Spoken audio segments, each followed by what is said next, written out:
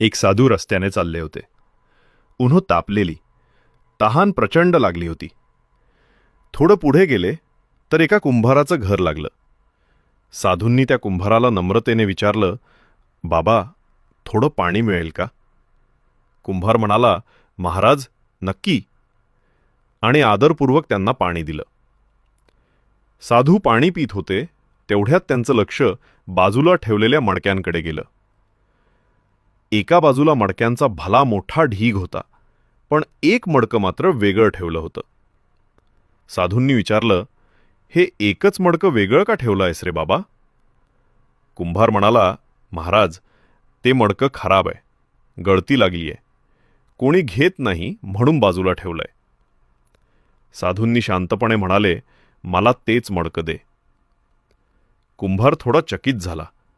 महाराज, तुम्हाला हवं असेल तर चांगलं मडकं घेऊन जाना, फुटकं मडकं नेऊन काय फायदा?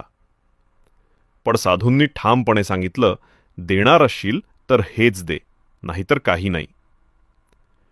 नाईलाजाने कुंभाराने ते फुटकं मडकं साधूंना दिलं.